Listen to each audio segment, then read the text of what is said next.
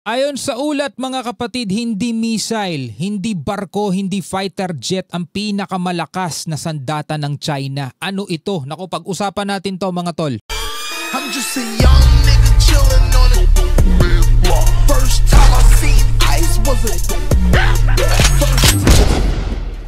Alright mga kapatid, welcome ulit sa ating bagong video, reaction, review, commentary, opinion, criticism at kung ano-ano pa. So bago natin pag-usapan ang topic at balitang pag-uusapan natin at papanoorin natin ngayong araw, baka hindi ka pa nakakapag-subscribe dito sa ating YouTube channel, huwag niyong kalimutan mag-subscribe and click nyo na rin ang notification bell para ma-notify kayo pag may mga bago tayong reaction video tulad nito. At kung ikaw naman ay nanonood sa ating Facebook page, syempre huwag nyo rin kalimutan mag-follow and like. Nasa 144,000 na po tayo. Maraming salamat sa mga bago nating followers.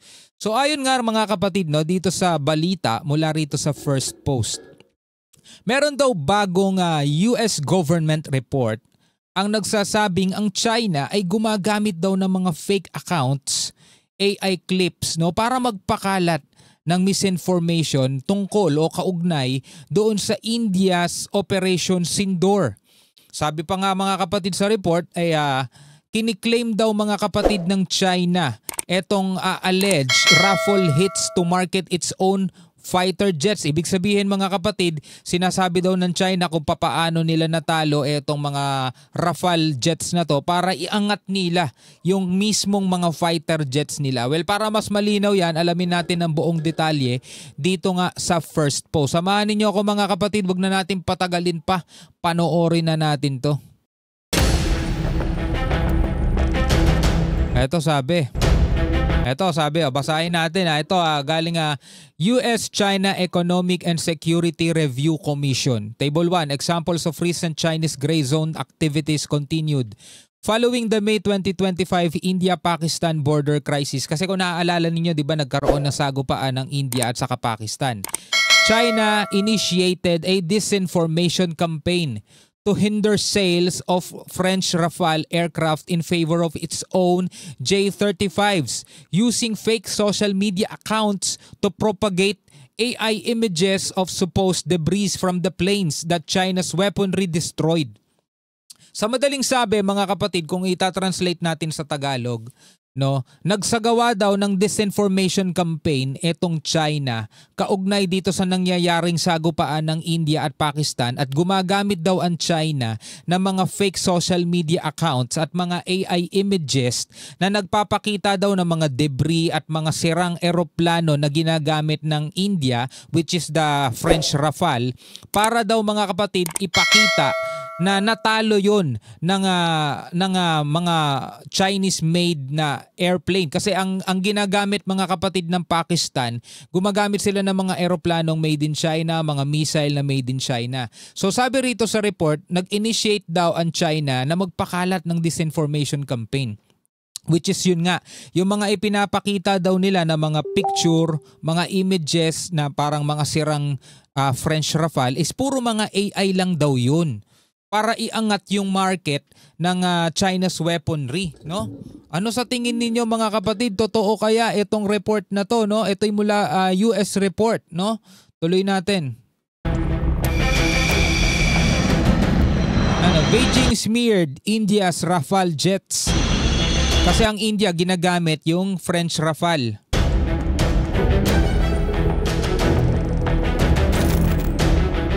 Ito yung mga yon. Ano, ipinapakita ng China yung mga debris. Ano, AI and fake accounts used by China, sabing gano'n. Ako po. Ito hindi ko pinatotohanan na, pinapanood lang natin yung report. Old IAF crash photo circulated, no link to India-Pakistan situation. Ooh.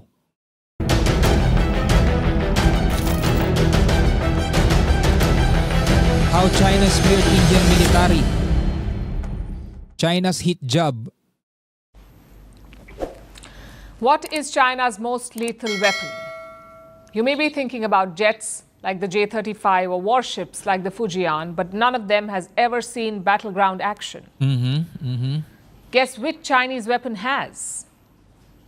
Propaganda. Yun. So sabi, hindi daw mga missile o mga fighter jets ang pinaka matinding sandata ng China. Kasi wala pa naman daw yun sa mga yon ang lumalaban talaga sa aktual na labanan. Ang pinakamatinding sandata daw ng China, ayon dito sa nagsasalita, is propaganda. They've used it repeatedly. And they did it this summer too during the India-Pakistan conflict. A new US report reveals how. It's a report by the US-China Economic and Security Review Commission. Every year, this commission prepares a report. It is meant for the US Congress. It is supposed to shape their policies on China. And look at their findings this year. I'm quoting. Following the May 2025 India-Pakistan border crisis, China initiated a disinformation campaign to hinder sales of French Rafale aircraft in favor of its own J-35s, using fake social media accounts to propagate AI images of supposed debris from the planes that China's weaponry destroyed. Some background now. Ito India to mga tol ha. Alam nyo naman ang India ay hindi sila masyadong bias sa US mga tol. So ngayon, binabasa ngayon nila. Inire-report ngayon nila yung report na mismong galing sa Amerika. Pakistan mostly used Chinese weapons against India, jets like the J-10C and missiles like the PL-15. It was a combat debut for all these weapons. Combat debut, sabing ganon mga tol, combat debut. None of them had ever seen war. Pakistan was the first to use them. Pakistan pa lang. Yung mismong may-ari nga, yung mismong bansa na pinaggalingan nitong mga fighter jets na to, hindi pa ginagamit to sa aktual na labanan. Pakistan ang unang-unang gumamit mga tol sa aktual na bakbakan. Kaya sabi, debut. It's the first time that the world saw these weapons in action. So all eyes were on the Chinese weapons. Would they pass with flying colors? Would they crash and burn? The world was watching. Now, according to Pakistan, the weapons performed well. They claimed that the Chinese weapons shot down 6 Indian jets. 6 Indian jets, including the French-made Rafales. Pakistan says they shot them down using Chinese weapons. Now, India has not confirmed this. Top Indian officials did admit some losses in May, but they've not specified what those losses were. So inamin naman nila na mayroon silang mga kumbaga losses na wala. Pero hindi nila sinabi kung ano-ano yung mga yon, di ba? How many jets or what kind? India has not specified. This led to confusion and speculation, and China capitalized on this confusion. It spread fake news about India's Rafale jets. Why? To make their own planes look good. Hindi galing sa akin yun ha. Galing mismo yun sa report. No? Kumbaga sinamantala daw ng China yung pag-admit o pag-amin ng India na meron nga silang mga losses, merong mga nasira, merong mga na-damage. Though hindi nila in-specify kung ano yung mga yon, wala silang sinabing jets o wala silang sinabing kung anong ure. Pero nag-capitalize daw doon o kumbaga sinamantala. Namuhunan ang China doon sa pag-amin na yun ng India. Dahil ang pinaka-papabor sa kanila doon is may aangat nila yung market nila. Again, let me quote from the US report. This is what it says. In the weeks after the conflict, Chinese embassies hailed the successes of their systems in the India-Pakistan clash, seeking to bolster weapons sales. Pakistan's use of Chinese weapons to down French Rafale fighter jets used by India also became a particular selling point for Chinese embassy defense sales efforts. Ooh. So the campaign had 2 steps. First was misinformation. China set up multiple fake accounts on social media. They used AI and video game clips to push their lies around the Rafale jets. That was the first step. Then came step 2. China used this propaganda to woo potential buyers. They told them, look, our missiles downed the Indian Rafale, so don't buy these French planes. Instead, buy ours. Buy the Chinese J-35s. Anong masasabi ninyo mga kapatid sa mga naririnig natin ngayon? Diba? First step, gumawa sila ng mga fake social media accounts, gamit yung mga AI footages, AI photos at sinasabing, tingnan nyo kung paano namin kung paano nasira ng mga Chinese-made weapon etong mga fighter jets na to mula sa French Rafale o ginagamit ng India. Second step daw mga kapatid is para i-boost naman nila ngayon yung kanilang sales para makakuha sila ng mga potential buyer. At sinasabi nga nila, sa amin na lang kayo bumili. Kita nyo naman kung anong ginawa ng mga fighter jets namin dito sa sa fighter jets na ginagamit ng India. Kumbaga, ganun yung taktika. That's what China told potential buyers. It used the same strategy with Indonesia. Beijing tried to block Jakarta's purchase of 42 Rafale jets. Oh. That deal is still on track, but Indonesia is looking at Chinese planes too, specifically the J-10C fighters, the same planes that Pakistan used against India. Indonesia is considering them. Is this coincidence? I don't think so. So ganun din ang ginagawa nila pala ngayon sa Indonesia ngayon. Hinaharang nila yung balak ng Indonesia bumili ng French Rafale. Pero hinaharang ng China, ito na lang bilhin ninyo kasi 'di ba, sanggan dikit din 'yan eh. Ito na lang ang bilhin niyo, FJ ng China. FJ ba nga ba pangalan nun? Nakalagay rito sa report eh. 'Di ba? Ito na lang ang bilhin niyo, Chinese made, mas mura pa, mas magaling pa. Biruin mo, ito yung mga natalo namin, kumbaga, yun yung purpose ng mga social media fake accounts. Ayon dito sa report.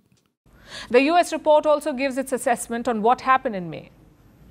They say, the Americans are saying, that India lost 3 jets, not 6. And all of them may not have been Rafales. Like I said, India has not detailed its losses. So as things stand, this is just an assessment. Kumbaga haka-haka lang. The question is, what should we take away from these findings? Frankly, it's not earth-shattering. Of course, China ran a disinformation campaign against India. Of course, they pushed their planes over Rafales. That is not surprising at all. What is worrying is the scale and intent behind their cyber campaign. It's a wake-up call for the Indian establishment.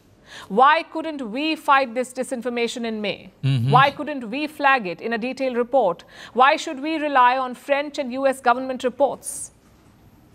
All of this traces back to a digital strategy. You need to communicate your victories better. You need to call out misinformation because China is not stopping with this episode. Just think about it. China was not even directly involved in this conflict. Yet they flooded social media with lies about India. That is the scale that you're dealing with. You can't wait around for China to change its ways. You must develop your own ways to deal with China. Diba? Napakalinaw mga kapatid yung panawagan ni Palki Sharma. Yung panawagan ni Palki Sharma is mismong sa India mga tol. Bakit pa umaasa ang India sa report mula sa French at report mula sa US? Bakit hindi kumilos ang India mismo para labanan yung ginagawa daw na misinformation ng China? Diba? Oo, syempre karapatan ng China ng i-boost, i-market yung kanilang mga Chinese-made weapon, diba? Pero ang ginagawa naman nilang pamamaraan is pagpapakalat daw ng misinformation, disinformation at paninira, 'di ba, doon sa ibang mga tawag dito gamit katulad na lamang itong French Rafale. Bakit hindi kumikilos ang India? Bakit daw nila hinahayaan? Diba? Unang-una, hindi naman involved ang China doon sa Pakistan at saka sa India tension. Pero tingnan mo naman kung paano ginagamit ng China etong sitwasyon na to bilang pagkakataon nila para maibenta nila yung mga Chinese airplane nila. Diba? Bakit umaasa daw ang India dito sa report pa ng US at saka ng French, diba? Ba't hindi magsagawa ng sariling pagkilos itong India? Yun yung panawagan dyan ni Palki Sharma. Ngayon, ang tanong mga kapatid, di ba? Totoo nga kaya na ganun talaga kahuhusay etong mga Chinese-made weapon na to? Well, yan ay ayon lahat sa report. Nanonood lang tayo, wala tayong sinasabing paniwalaan nyo to at wag nyong paniwalaan yan. Pero ayun ang sinasabi. Gumagawa daw ang China ng mga propaganda, mga fake accounts, mga AI footages para i-boost yung sales ng kanilang sandata. Ano sa tingin ninyo mga tol? Comment kayo sa ibaba. Maraming salamat sa panonood hanggang sa muli. Ako nga pala si Shobal D. Peace out.